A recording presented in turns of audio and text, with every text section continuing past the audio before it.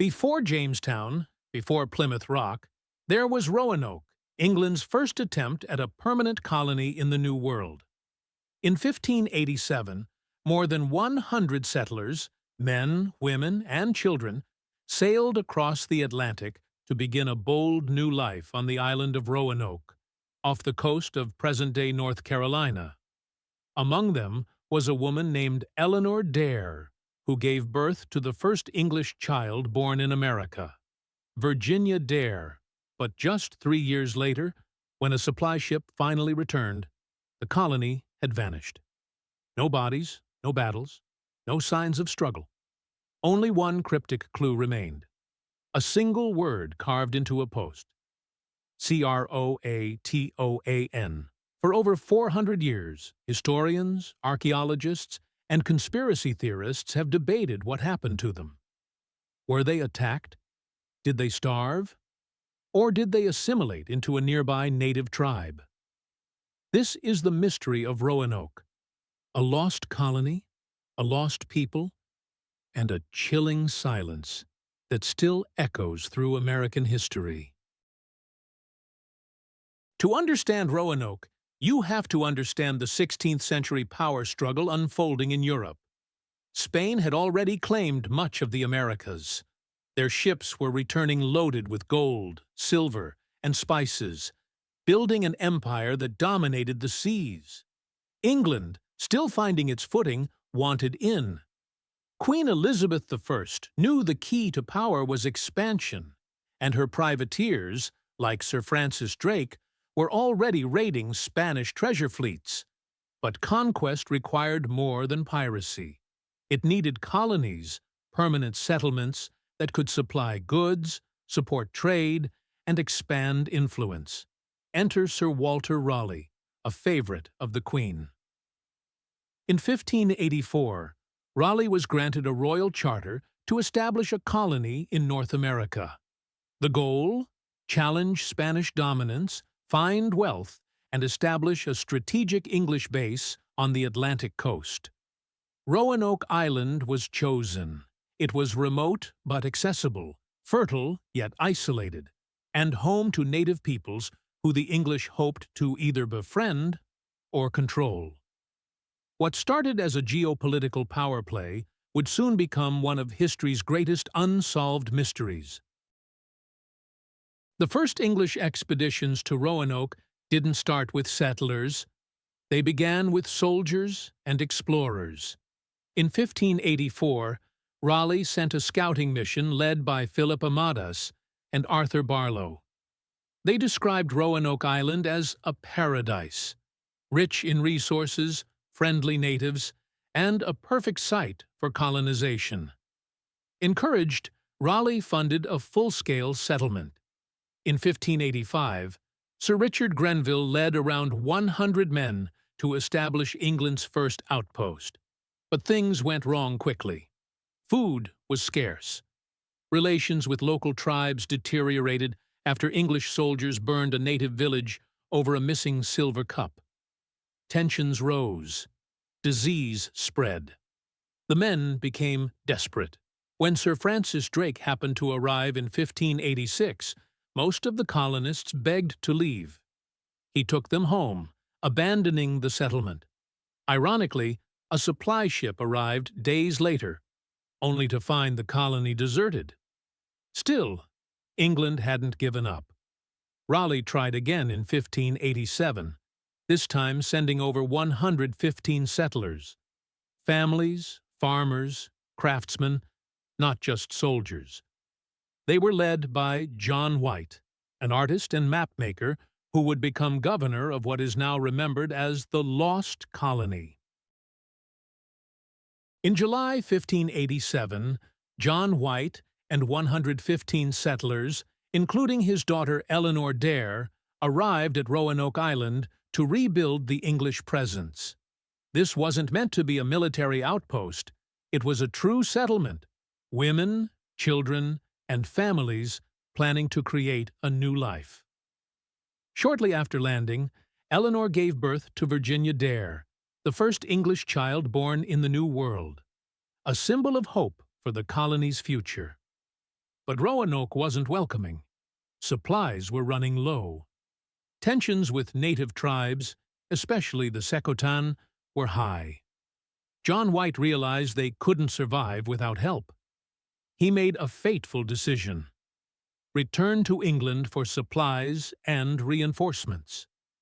He left behind his daughter, granddaughter, and the entire colony, promising to return quickly.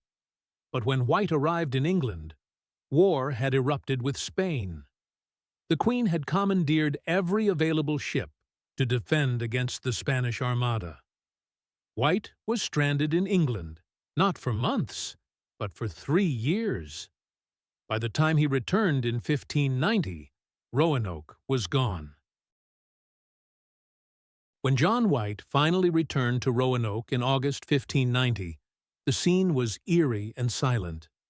There were no bodies, no signs of battle, no scorched earth, just emptiness. The entire settlement was abandoned. Buildings had been dismantled, not destroyed, suggesting the colonists had left deliberately, not in panic. Carved into a post was a single word: CROATOAN, and carved into a nearby tree, CRO.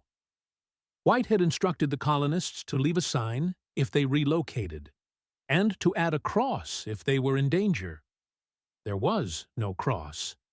CROATOAN was the name of a nearby island, now Hatteras Island, and also the name of a friendly indigenous tribe. White believed they had relocated and tried to sail there, but storms and damaged ships prevented him from ever reaching it. He never saw his daughter or granddaughter again.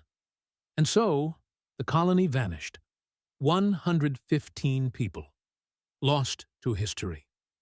No graves, no bones, no letters.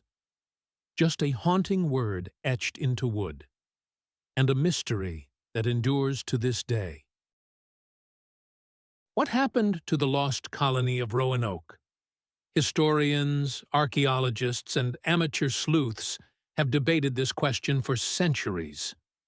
One theory suggests the colonists joined the CROATOAN tribe, intermarrying, adopting native customs, and disappearing into indigenous society.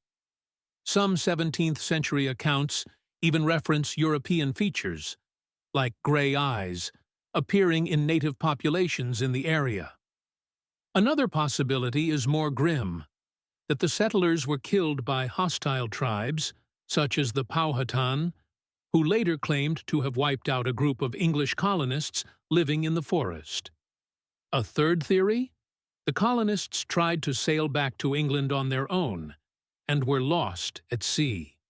There are even more mysterious ideas, like Spanish raiders destroying the colony in secret, or that the colonists were enslaved by rival tribes and scattered across the region.